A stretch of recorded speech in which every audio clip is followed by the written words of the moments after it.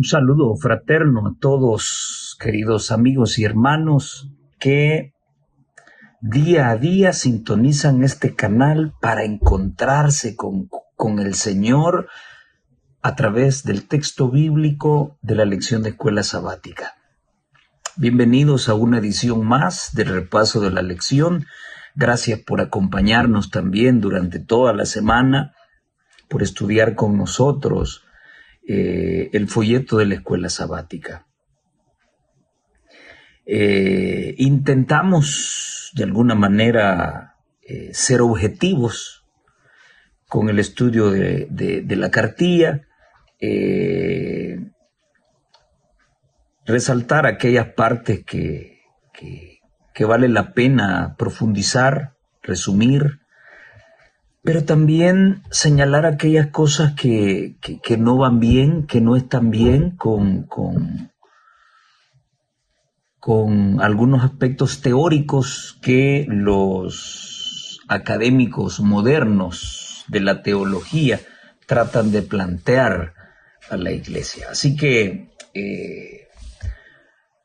intentamos hacerlo mejor, intentamos mostrar la verdad bajo una óptica realista de lo que ocurre actualmente en nuestro mundo. Vamos a tener una palabra de oración para el repaso de la lección de esta semana. Nuestro Padre, estamos delante de su presencia para rendirle nuestra adoración. En esta tierra no hay nada ni nadie que sea objeto de adoración fuera de usted. Todo lo que somos lo ponemos delante de su presencia porque usted lo merece, porque es nuestro Dios, es nuestro Creador y es nuestro Redentor. Perdone nuestros pecados y en Cristo denos el privilegio de acercarnos a usted en esta hora y permita que podamos cobrar ánimos, esperanza, al recordar las grandes cosas que Cristo ha hecho en nuestro favor. Como siempre, rogamos la compañía de su Espíritu Santo.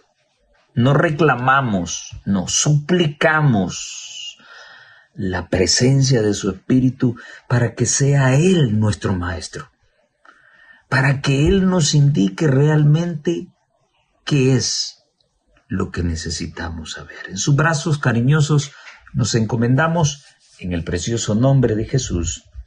Amén y amén. Muy bien. Lección número 11 para el 15 de marzo de 2025. Tremendo título que vale la pena meditar, no solamente hoy, sino siempre y especialmente cuando el pecado está a las puertas y la tentación asalta nuestra vida. ¿Qué más pude hacer? Quisiera enfatizar una situación. No voy a profundizar mucho en el estudio de esta semana porque prácticamente es un resumen de todo lo que hemos visto y que ustedes conocen muy bien. Solo habrá una parte que voy a tratar de exaltar y es la que está vinculada con el título principal. ¿Qué más pude hacer?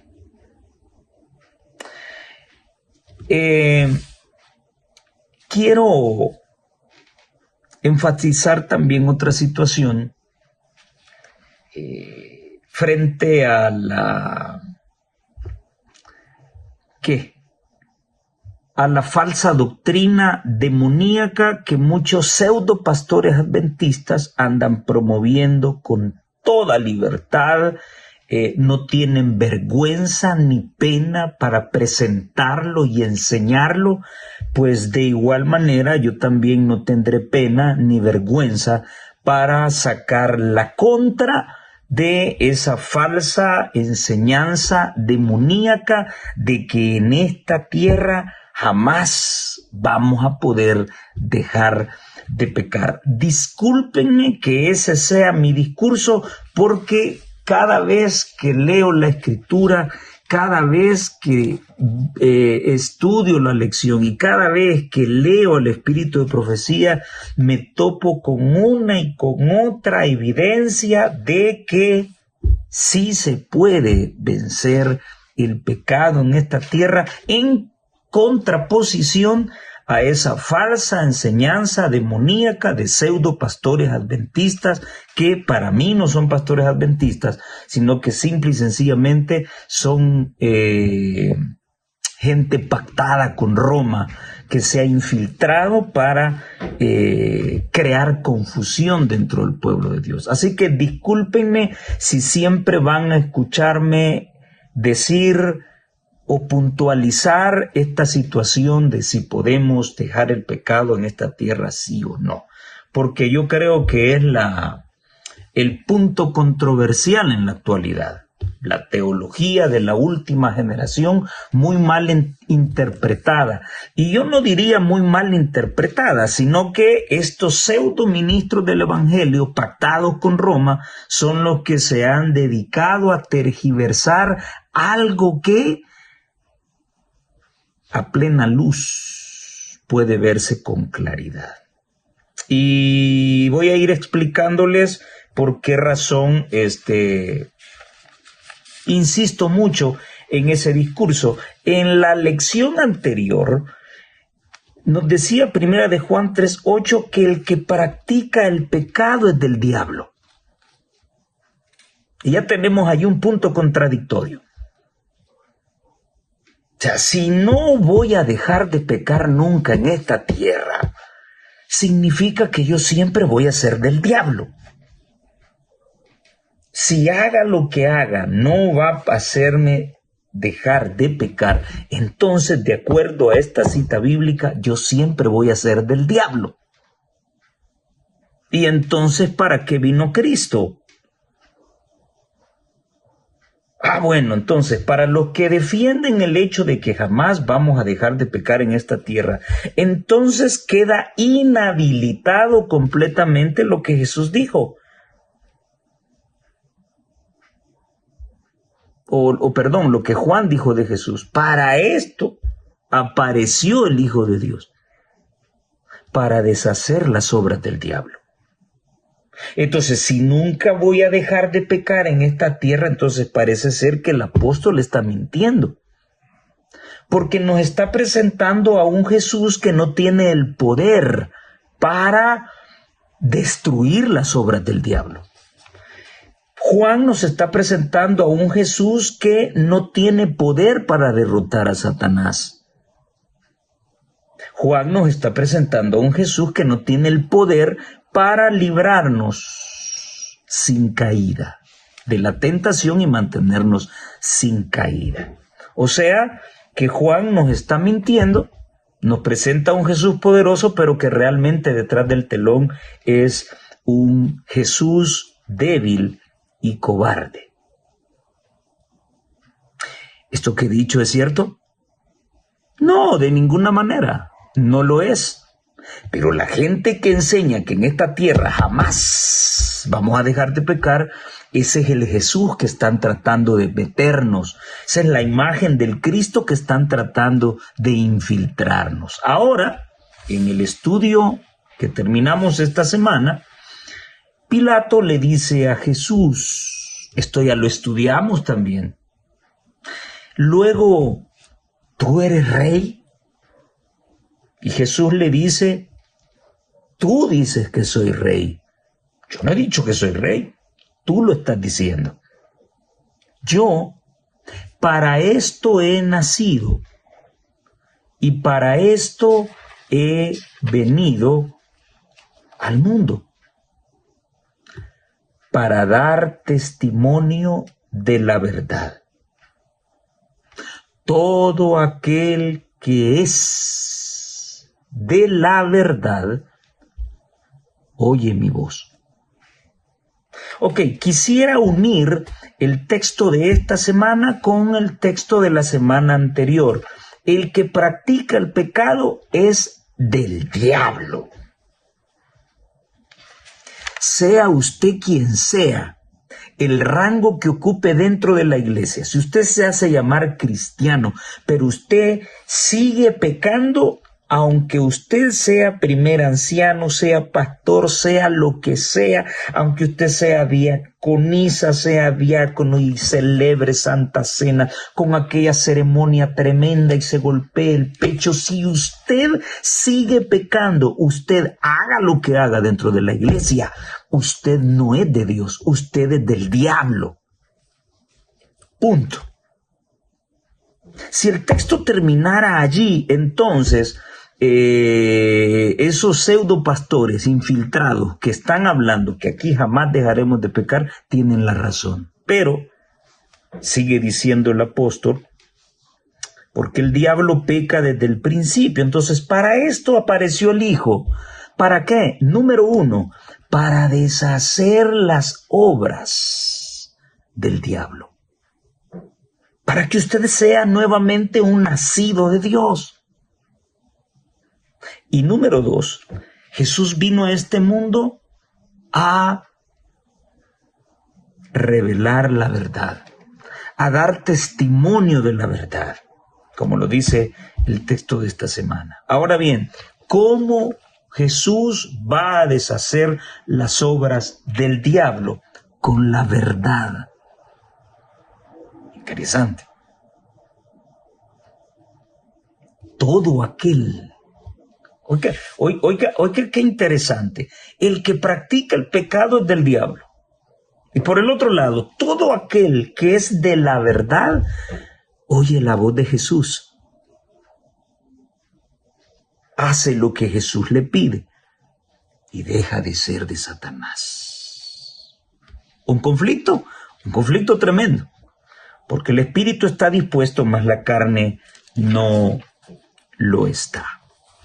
Bien, la Biblia menciona una enorme cantidad de evidencia que revela que Cristo es el vencedor.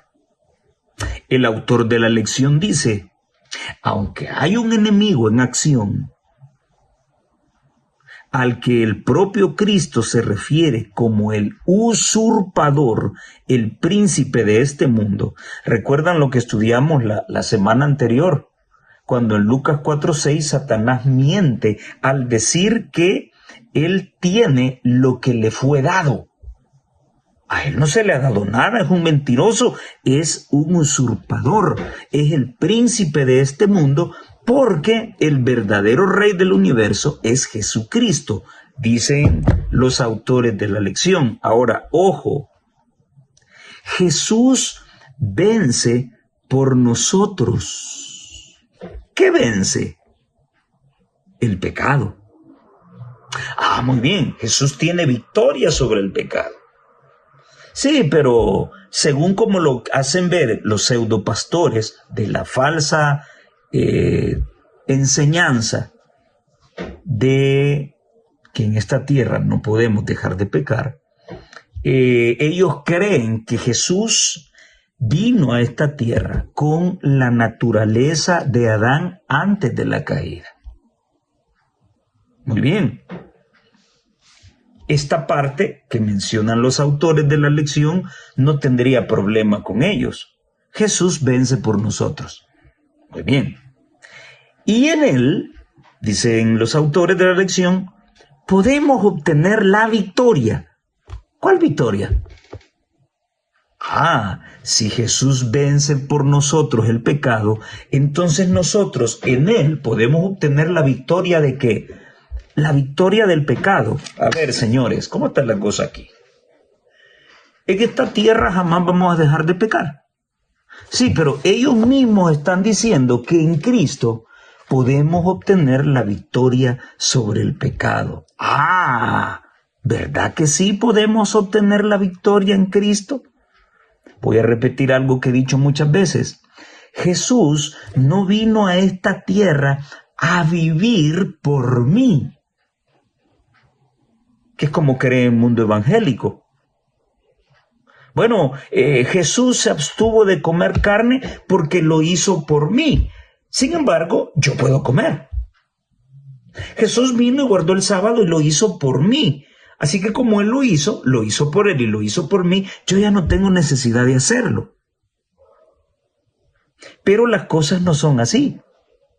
Jesús vino a dejarme ejemplo. Jesús no vino a vivir mi vida. No, Él vino a pagar mi deuda. Y mientras llegaba ese momento, Jesús me enseñó a vivir en esta tierra.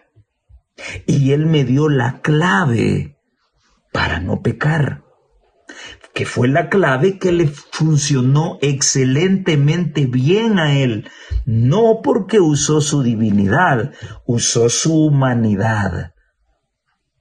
Y para vencer el pecado, Él se sujetó de su Padre, no se sujetó de su divinidad. Porque si Jesús echó mano de su divinidad, entonces sí realmente yo me fregué. ¿Por qué? Porque entonces sí no puedo tener victoria sobre el pecado, porque Él es Dios y yo no, y nunca lo voy a hacer. Entonces estoy perdido. ¿Entienden esto? Ahora, Cristo venció el pecado con su humanidad. Él vino a esta tierra con la naturaleza caída de Adán. Muy bien. Entonces, al vencer el pecado y hacerlo con su humanidad, Él me está dando ejemplo de que así como Él venció con su humanidad, yo también puedo vencer con mi humanidad. ¿Y cuál es el método efectivo? El mismo. Él se sujetó de su Padre. Y si tú y yo nos sujetamos de nuestro Padre Celestial, jamás vamos a pecar. Interesante. Bien, Satanás es considerado en las Escrituras el engañador del mundo entero desde el principio. Y hay una enorme cantidad de citas en la lección del día domingo. Satanás es el calumniador y el acusador de Dios y de su pueblo. Y en tercer lugar es el gobernante usurpador. Él llegó y le arrebató al hombre lo que le correspondía al hombre y él lo usurpó. Muy bien, ahora Jesús es presentado en la Escritura como aquel que vino a este mundo para dar testimonio de la verdad, porque únicamente con la verdad se abrirán los ojos de la gente y entonces Él podrá deshacer las obras del enemigo. A Jesús se le presenta en la Escritura como aquel que demostró de manera suprema la justicia y el amor perfecto de Dios, ¿cómo? Al morir en la cruz. Por eso me encanta aquel texto que habla de que el asunto del amor no depende de nosotros, sino que de Él, porque Él nos amó primero a nosotros. Y no solo nos amó, sino que también lo demostró al enviar a su Hijo a esta tierra. Entonces la Biblia presenta a ese Jesús que vino a demostrar la justicia y el amor de Dios. Yo estoy aquí para demostrar que la paga del pecado es la muerte. Y yo voy a sufrir la justicia de mi Padre por amor de ustedes. Pero también quiero que no vean lo que el pecado hace en la vida del hombre únicamente, sino que quiero que también contemplen la otra parte. Yo estoy aquí porque mi Padre les ama tanto y tanto les ama que se ha dado todo a sí mismo en mí, que voy a morir por amor del hombre. La Biblia aclara que Cristo en su muerte en la cruz fue quien demostró y puso en alto la justicia y el amor del Señor. Y en tercer lugar, la Biblia nos asegura que Jesús nuevamente va a derrotar y finalmente a el reino de Satanás. Lo derrotó allá arriba en el reino de los cielos, lanzándolo al abismo. Le vino a dar otra revolcada cuando murió en la cruz del Calvario. Y le va a dar otra revolcada cuando venga por segunda vez y pase 1000 años encadenado sin tener a quien molestar. Y la última zarandeada que le va a dar es cuando venga por tercera vez, cuando descienda a la Nueva Jerusalén y finalmente él, sus ángeles y todos aquellos que hayan decidido creerle a él y no a Cristo serán destruidos completamente. Y el mal será erradicado por los siglos de los siglos. Por lo tanto, Satanás es un enemigo derrotado, pero que sigue teniendo poder. Pero es derrotado completamente. Me gusta la pregunta que hace la lección al final, pero antes voy a mencionar algo con lo que no estoy de acuerdo y suena evangélico.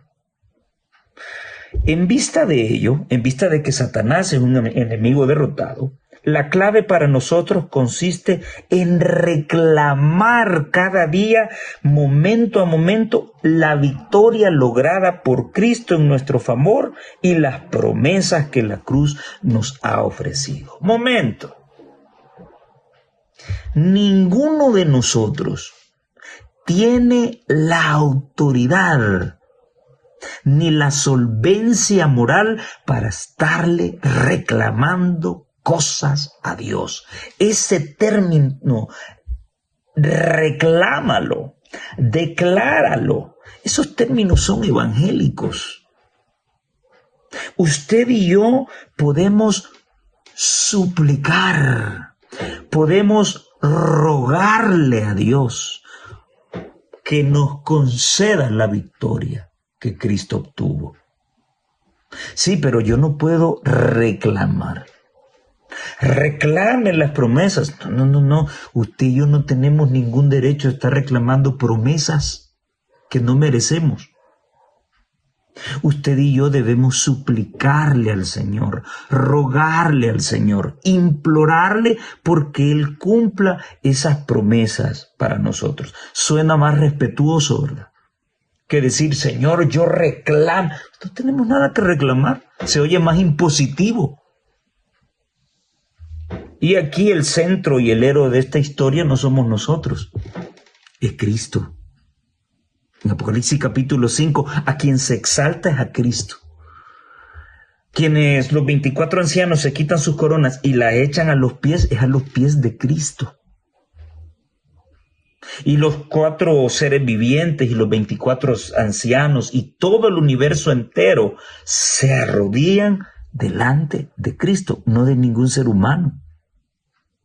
Así que cuidado con ese término. Yo no voy a reclamar, voy a implorar, voy a rogar, voy a suplicar, voy a pedir con respeto las promesas dadas en Cristo Jesús. El autor dice que si sabemos de qué bando, cuál es el bando que al final del gran conflicto va a vencer, ¿cómo determinan nuestras acciones en este momento lo que estamos haciendo para pertenecer a ese bando? Si sabemos que hay un bando que va a ganar y ya sabemos quién es, ¿por qué no pertenecer a ese bando? Ese bando será aquel que en esta tierra decidió apartarse totalmente del pecado, dejar de pecar y dedicarse enteramente al Señor. Ese es el bando que va a ganar. Oh, nunca vamos a vencer el mal aquí. ¿Y qué significa eso? Que entonces el Señor va a venir a salvarme en mis pecados. O sea, a todos aquellos que tengamos un pie adentro y otro fuera de la iglesia. No. La mensajera del Señor dice que el sello de Dios jamás será puesto en la frente de un hombre o una mujer impuros. Bien, luego en el día lunes analizamos el tema el que es justo y justifica. Ahora vean lo que dice el autor. La obra, ya le di un golpe a esa falsa doctrina de que en esta tierra no vamos a dejar de pecar. Si Cristo venció, nosotros podemos reclamar la victoria de Jesús. ¿La victoria sobre qué? La victoria sobre el pecado. Sí, pero la victoria ya, no hasta que Él venga. Otra cosa, el autor dice, la obra de Cristo deshace en todo momento la obra del diablo. Ok, pero si nunca voy a vencer el pecado en este mundo y yo decido seguir pecando, ¿cuál es la obra que Jesús vino a deshacer entonces? Entonces Jesús no tiene poder sobre el pecado. ¿No les parece? El mismo autor está aceptando que la obra de Cristo deshace en todo momento la obra del diablo. Entonces, si Cristo venció y vino a este mundo, Él venció el pecado y vino a este mundo para deshacer las obras del diablo, todos los que confiemos en Él y nos tomemos 100% de su brazo poderoso, no a medias, sino 100%, entonces también tendremos victoria sobre el pecado aquí en la tierra. Porque ¿a dónde vino Jesús a vencer a Satanás junto al pecado? Aquí en la tierra. Pues será en este lugar donde yo también, por su gracia, por su misericordia, por su poder y por su victoria, yo voy a vencer también el pecado en esta tierra. Y esa es la lucha. Esa es la lucha. A esto se le llama santificación, permitir que la verdad te transforme. Él vino a dar testimonio de la verdad. Y si tú le crees a Él, y si tú quieres entregarte a Él y apartarte definitivamente del mal, sí lo puedes lograr. ¿Cómo? Suplicándole al Señor que te dé la fortaleza que Él tuvo en esta tierra, que te dé la clave que Él tuvo, que te dé el deseo de tomarte de Dios, de buscar a Dios y vencer el mal. Entonces, Cristo vino a destruir las obras del diablo. ¿Cómo lo hizo? A través de su muerte en la cruz. Y al morir en la cruz, Jesús le quitó la máscara a Satanás, como lo vimos en Romanos 3, 23 al 26 y capítulo 5, versículo 8. Todavía hay gente que sigue desconfiando de Dios, que sigue sin creer en Dios y sigue echándole la culpa a Dios por el mal que existe en el mundo y por los accidentes y enfermedades y muertes de niños que existen en el mundo, se la siguen acreditando a Dios. Muy bien. Jesús al morir en la cruz le quitó la máscara a Satanás. Ahora el universo entero y los mundos no caídos pudieron darse cuenta de lo que Satanás es capaz de hacer: matar al Hijo de Dios. Ahí se le quitó la máscara al diablo. Y pudimos ver en la lección del día martes y del día miércoles ese precioso canto de el amado de la viña. Y hay un canto evangélico muy bonito que habla acerca de esta historia en el libro de esta parábola en el libro de Isaías. Ahora cantaré de mi amado el cantar. De mi amado a su viña cantaré, dice ese canto sacado de Isaías capítulo 5 del 1 al 4. Y el amado tenía una viña. Esa viña era su pueblo. El dueño de la viña es el Señor, el amado. Y entonces edificó sobre ella una torre y cultivó esas uvitas hermosas, y él esperó por tiempo razonable. Yo le llamo la espera razonable que respeta el libre albedrío. Vean que todo tiene una lógica, es una parábola preciosa, porque el campesino cuando siembra sus pepinitos, sus tomatitos, sus cebollitas, sus elotitos, él espera pacientemente el fruto de la semillita que sembró. Sí. No se salta ningún paso. No siembra hoy y cuando la semilla cae en la tierra, ¡puf!, salen los tomates.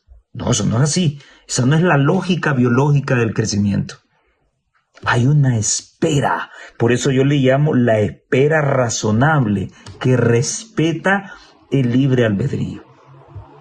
Así que la semillita, de acuerdo a sus condiciones, puede reventar y dar el fruto esperado. O se puede pudrir. O la plaga se la puede comer.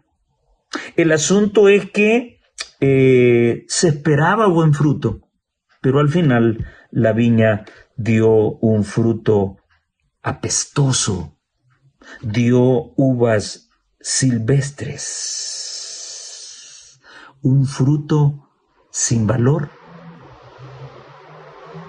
Y esto es lo que ocurre precisamente en la vida cristiana.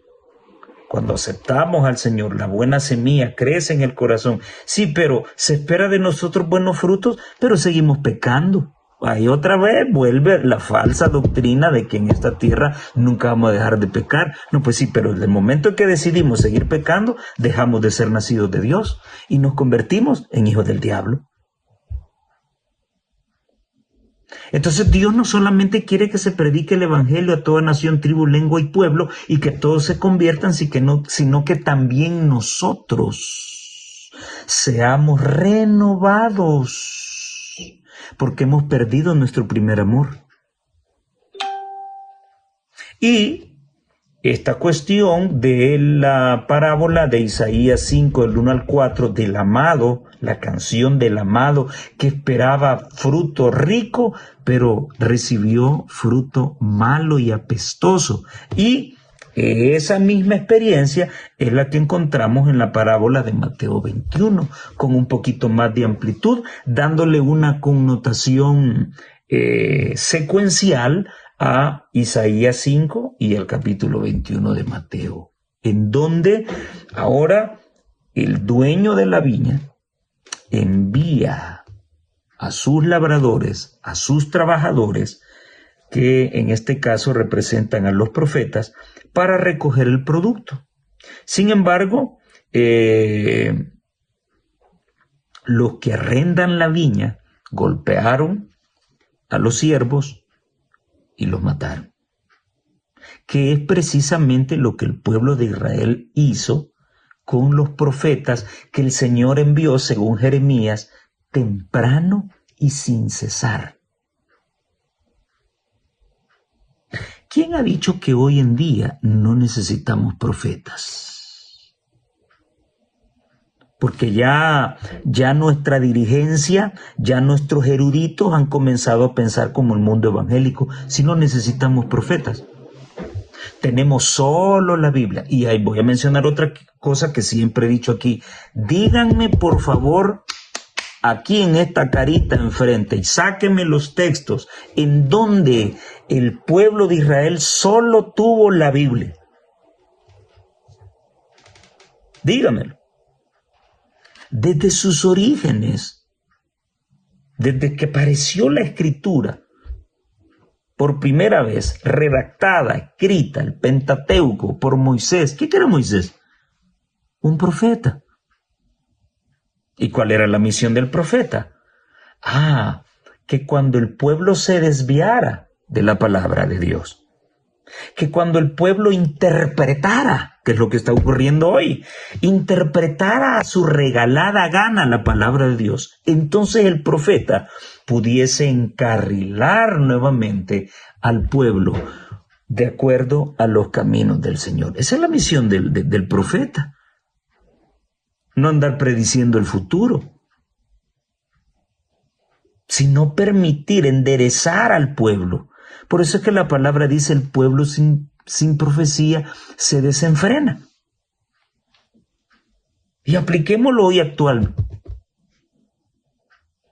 ¿Por qué se oyen tantas tonterías en labios de pseudo pastores que dicen ser adventistas y comienzan a hablar de que nadie ha guardado los mandamientos ni los guardará, porque si guardamos los mandamientos ya no vamos a necesitar de Jesús, de que nunca vamos a dejar de pecar en esta tierra? Quienes piensen lo contrario, ese es un pensamiento diabólico. La iglesia adventista no cree en eso, que usted puede llevarle mariachi a su esposa, que usted deje en paz a los jóvenes que adoren como ellos quieran.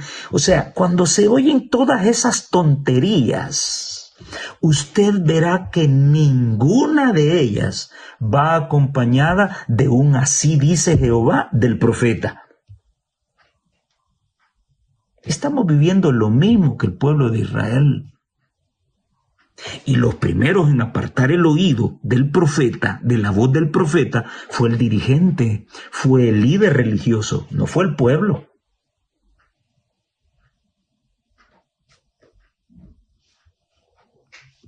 ¿Cuántas citas de la mensajera del Señor saca estos pseudo pastores para demostrar las tonterías que tratan de infiltrarle a la iglesia? ¿Cuántas citas sacan? Ninguna.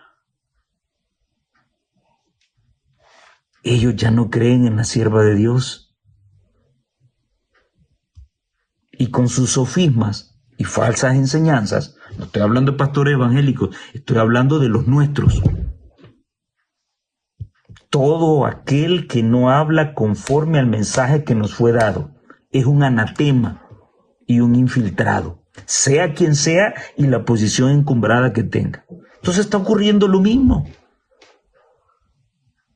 El buen Señor dice: bueno, voy a mandar a mis siervos para que recojan el fruto, ¿verdad? Pero los mataron. Y finalmente, después de esas 2 ocasiones de enviarlos, toma la decisión de enviar a su hijo, y también lo mataron. Qué bonito es cuando, y me gusta cómo lo plantea Mateo 21, 38, 39, cómo el mismo Jesús presenta lo que le iba a ocurrir. Lo sacaron de la viña es el pueblo de Dios, sacaron al hijo del dueño de la viña y lo mataron. ¿Acaso no es lo que hicieron con Jesús? Lo sacaron de Jerusalén y lo fueron a matar al Gólgota. Tremendo. La cruz demuestra que Dios hizo todo lo posible para mitigar y eliminar el mal. Y esto es lo que yo quiero saltar en esta hora para ir finalizando. La lección de escuela sabática, el tema principal, es la palabra del dueño de la viña. ¿Qué más tuve que haber hecho para que la viña diera un buen fruto? ¿Qué más tuve que haber hecho para que el enemigo no sembrara la cizaña? El trigo y la cizaña deben crecer juntos. ¿La cortamos, Señor? No, déjenla crecer. Déjenla crecer. Hasta la siega. Hasta la cosecha. El reino de Satanás tiene un final. Y ese final nuevamente vindica el carácter de Dios, el nombre de Dios, la justicia de Dios, la misericordia de Dios, la gracia de Dios, el amor de Dios. Porque eso es todo. Satanás fue lanzado aquí y él le ha sembrado en la mente a la gente que Dios es malo y que Él es el bueno. Que Dios le dio al hombre una ley que no puede cumplir. Igual lo que dijo un pastor que yo escuché una vez. Nadie ha guardado los mandamientos ni los guardará. Es la voz de Satanás en labios de un pastor adventista. Tremendo. Dios es malo. Dios le dio una ley al hombre que no puede cumplir. Es que enseña Satanás.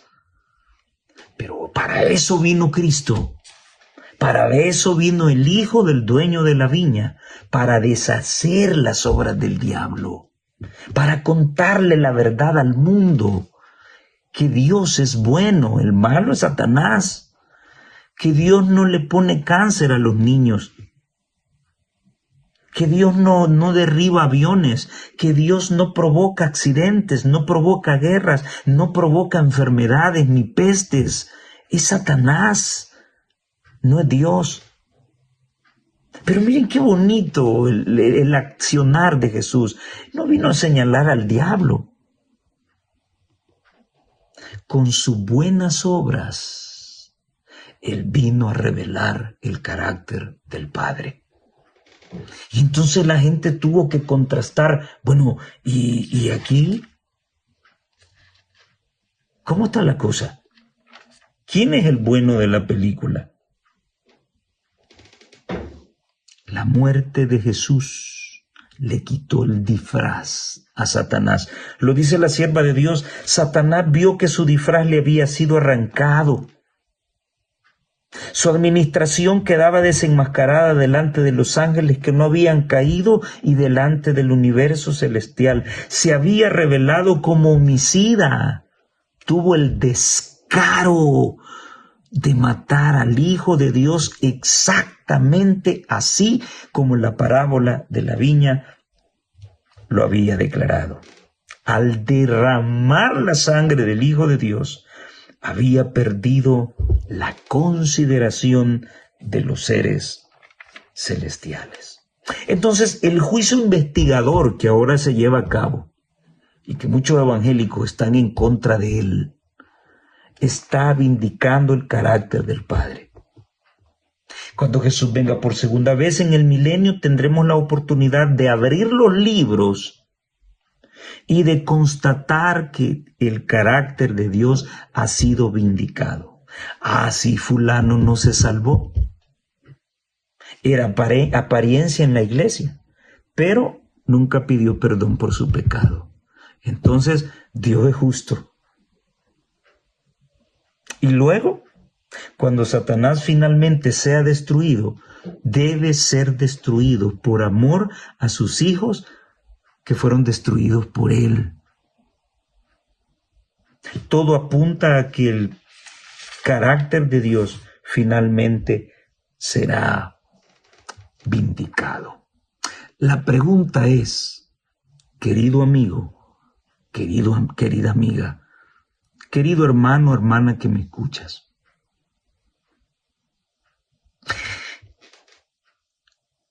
¿qué más tuvo que hacer Jesús por ti y por mí para que dejemos de pecar? Ya lo hemos analizado. Sea quien seas, hagas lo que hagas, y el titulito que andes aquí en el pecho los sábados en la iglesia, si tú tienes pecados escondidos, tú de Dios no eres. No lo digo yo, está en la palabra y está en la cartilla. Tú no eres de Dios, tú eres del cachudo. Punto. Tú no eres un nacido de Dios, porque el que es nacido de Dios no practica el pecado. Punto. Eso somos. Ahora, ¿nos vamos a quedar ahí? Para eso vino Jesús, para deshacer las obras del diablo. Vino a salvarnos y vino a mantenernos sin caída. Sí, pero todo esto es respetando el libre albedrío. Aquí estoy morí por ti. Si te tomas de mí, yo perdonaré tus pecados. Yo te voy a proteger para que no caigas en pecado. ¿Tiene Jesús ese poder, sí o no? ¿Lo tiene, sí o no? Lo tiene. Ok. Entonces, ¿por qué muchos andan diciendo que en esta tierra nunca vamos a dejar de pecar? Discúlpenme, señores pseudopastores infiltrados, que adventistas no son. Lo que pasa es que ustedes son los que no quieren dejar de pecar. A saber qué muñecos tienen acariciados debajo de la alfombra que no quieren dejar y quieren que muchos se vayan al chimbolero así como ustedes se van a ir. Discúlpenme, señores, pero para eso vino mi Cristo, para deshacer las obras del diablo, para enseñarme cómo vivir en santidad. Y Él es poderoso para mantenerme sin caída y presentarme con alegría, sin pecado, delante de su presencia. Por lo menos eso lo dice Judas 24. Lo que diga don fulano San Caralampio, a mí no me interesa. A mí me interesa lo que dice la boca de Jehová. Por eso, amigo y hermano que me escuchas, ¿qué más tuvo que haber hecho Cristo? ¿Hay algo más que tuvo que haber hecho? Y quiero contestar la pregunta del título de la lección. Si tú crees que sí, Jesús tuvo que hacer algo más, entonces quiere decir que para ti el sacrificio de Cristo no fue completo y el culpable es Él. Pero la realidad es otra. El sacrificio de Cristo fue total, fue completo. El problema no es Dios, el problema es esta carne que no quiere dejar de pecar. Hay dos leyes en mi cuerpo, dice el apóstol Pablo. Hay una ley de mi carne que se opone a la ley de Dios. ¿Quién es el problema? ¿Dios o el hombre? Nosotros. Y solamente quiero dejar este pensamiento en tu mente. Si hubiera otra cosa más que Jesús pudiera hacer, yo te aseguro que lo haría con tal de que tú y yo tengamos victoria sobre el pecado. ¿Pero por qué no lo hace? Porque su sacrificio fue completo. No hay otra cosa que Él pueda hacer. No existe. Porque su sacrificio fue completo. El problema está en nosotros. El problema está aquí. El pecado estimula nuestro cerebro. Y entonces, sigamos el ejemplo de Job, el ejemplo de Noé, el ejemplo de Enoc. Enoc educaba su mente y su corazón para no pecar contra Dios. Te repito, si hubiera algo más que el Señor pudiera hacer para salvarte a ti y a mí, yo no dudo que Él lo haría sin tocarse el corazón. Él vendría otra vez. Pero si no lo hace, es porque el problema no está en Él. No fue incompleto su sacrificio, es completo. El problema está en nosotros. He aquí el día aceptable. He aquí el día de salvación. Ya sabemos qué bando va a ganar. ¿Cuál? Todos aquellos que le crean a Dios. ¿Estarás tú dentro de ese grupo? Yo espero que sí. Que el Señor te bendiga. Nos vemos en la próxima.